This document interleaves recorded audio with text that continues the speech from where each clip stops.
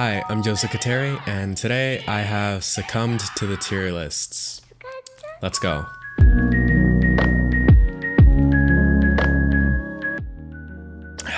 Gotta stay hydrated. Alright, new camera angle again. I really have an issue with this, right? Like, it's gotta be to the point where almost every other video, the chair or camera is in a different location. And it's because I'm indecisive, and I keep buying things. So the reason I have a new angle is because I now have a second monitor and it is right here, and if I don't put the tripod there, it gets covered by the screen. It's a whole process. And you may be wondering, why doesn't he clean his room? I do. It's just I so happen to do all my laundry on the same day, Sunday, and that's also my recording day, and the timing is just awful. I'm running out of excuses. Anyways, today I am ranking VR headsets in a tier list. I think I'm the first one to do this, maybe? By the way, before we get into this, roughly, I think it's down to 97 again. 97% of you are not subscribed, so it did go down actually, which I'm very thankful for. My goal is to get to like at least 60, but just subscribe and let's try to bring it down just little by little. All right, to the video. So we got 5 ranks, S, A, B, C, and D. Alright, so admittedly, I think I don't recognize 2 of these, which is kind of embarrassing, but I'll deal with that as we go. Alright, so first off is the HTC Cosmos, I think it is. If I remember correctly, this thing was awful. It wasn't awful, alright? It was just not great. It's 90 hertz, and I believe it was supposed to be an upgrade to something like the HTC Vive, but it just wasn't good enough and couldn't compete with the competition, and it just fell off basically. It's completely wired, I believe, and there were just better options at the time that had basically the same specs. I believe it's $600 and it's only like 90 hertz, and the resolution gets beaten out by something like a Quest 2, and it's also fully wired. And also, it just kind of looks ugly. It looks like a face is looking at me. Like, that's weird. So, because of that, I'm putting this in the C tier. It's not great. It's not good. But it is passable. Also, side note, I'm pretty curious as to how this video is going to end up doing, just because it's so different than my usual like tutorial and guides. So, if this tanks, I'm going to blame the algorithm. Alright, up next is the HTC Vive, I think it is. Now, I believe I tried this out a long time ago, but I never really got to use it for a prolonged period of time. Now, the Vive. It was one of the OGs. It came out, yeah, back in 2016 it came out. So back then, there weren't that many headsets. That was 5 years ago, which I was 12. So I believe the first headset I actually ever tried was an HTC Vive, and it had an aquarium in somewhere in the Netherlands. But that was my first experience with VR, so this holds a place in my heart, you know? And because this is my tier list and not yours, that means I can do whatever the hell I want. So I'm putting this in A tier. It would be an awful choice to buy nowadays, and you should never do that because I think it's like $600 and discontinued. But at the time, it was really good. It was Steam VR. It was just, you set up the sensors in each corner of your room, and you just loaded up Steam VR, and then your GPU took care of everything. You know, it was like the classic VR experience that all the YouTubers had. Like the YouTubers back in like 2016, this is what they used. All right, now we're going to a little bit of bias here. My headset, the Oculus Quest 1. It's gotta go in A. It can't be S. It can't be S. But it's A, and here's the reason why. I think it was the first of its kind by Oculus. A fully functioning VR headset, completely wireless, that could A, connect to your PC and still play Steam VR, or B, be completely standalone. Now, I don't remember if the Oculus Quest Go or the Oculus Go came after it, but it's clearly not as powerful, so I'm still saying the Oculus Quest was the first one to do it. And the price, it's so cheap compared to what everything previously was. It was like 150 to 200 cheaper than anything at the time. I believe brand new, you could get one for as little as, I think, $399. Actually, that's probably how much mine costed.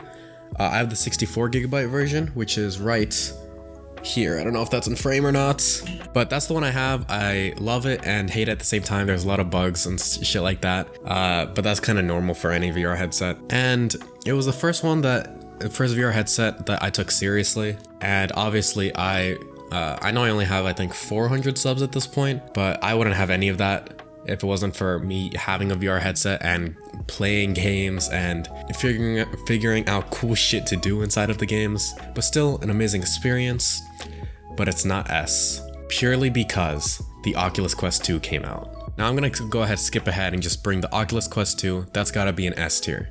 Somehow became lighter and cheaper than the original Oculus Quest, and that's why I could never put the Oculus Quest in S tier. It's, I think, 120 Hertz. The battery is kind of average.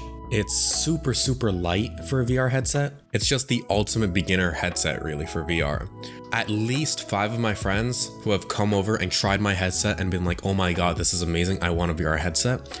They get this one just because it's so easily accessible.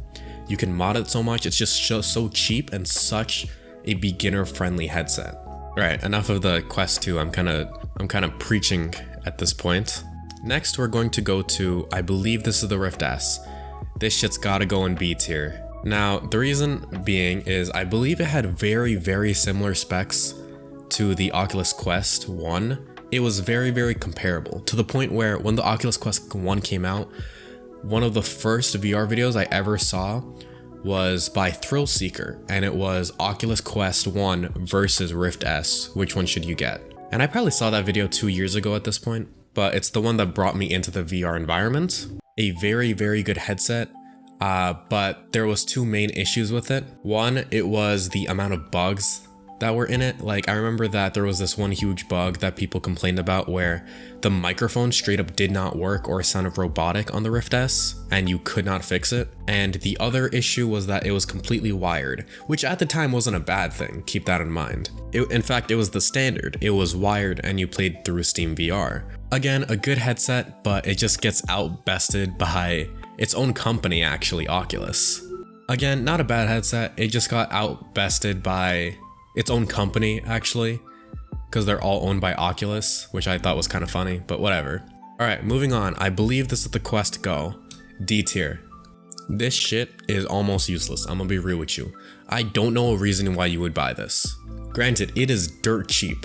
So originally 200 bucks, and the Quest 1, which was released around the same time, maybe even before, was 400 for a brand new. Maybe 300 if you went on eBay. The choices were you get an Oculus Go at 200, or you could get a Quest 1 used at 300 or new at 400. Now, you might think, wow, that's double the price, but like for $200, which is a substantial amount of money, you get a crazy different experience. Now, the Quest Go was I keep saying Quest Go. The Oculus Go was a VR headset that was very comparable to a smartphone. But the way I view it is, if it had the power of a smartphone, why not just get like Google Cardboard and use your smartphone instead? Why would you go out of your way to purchase this for $200 when it's the same like specs as your phone? I just didn't understand it at all. And Oculus treated this headset to be like a complete introductory beginner like look into VR for someone who's never touched it before. But phone VR exists for that specific reason. Google Cardboard costs, I believe, $10. I don't know, I just didn't understand it, and it's just, it got discontinued for a reason. So, next up, PlayStation VR. I gotta say, it's an A tier. Nah, B tier. Actually, while we're at it, I'm gonna go ahead and just, amazing. Good. I think that summarizes my feelings entirely. PlayStation VR. I tried this out maybe for a handful of hours. I didn't really understand what was the whole big appeal behind it, honestly. I thought it was just like another VR headset. But then my friend started talking to me about it, and he was like this and this and this. And basically what he told me was, the way he saw it, he would have never ever played VR. Even when the Quest 1 was out, he would have never played VR. Because he doesn't have a PC. He's a console strict only gamer, which is fine. PlayStation has some amazing exclusives like Spider-Man, God of War, etc., whatever.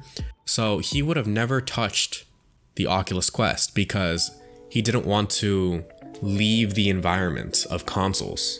If he got the Quest 1, he would have inevitably had to get a PC, which again, he was a PlayStation player, or play standalone on the Quest, but have to buy every single game on the Quest and kind of deal with that slightly lower specs. When PlayStation VR came out, that was his one chance at basically playing VR seriously. So I don't remember if it was the first to allow consoles to play VR. It might have been, but it was the best at it. So that's why it's in B tier. Again, there are better options. I like the Quest a lot better, but if you're strictly a console gamer and don't really want to explore out into the PC area, then PlayStation VR definitely worth it. Hopefully they give a refresh of it or something like that, because it is kind of old at this point. Now this one, I can't even fucking see what this says, so I'm just gonna put it in there. Actually, no, nothing goes below the Go. There we go. I don't even know what this one is. All right, now there's two left, and these are the super high-end ones. There is the Valve Index. That's an S tier right there.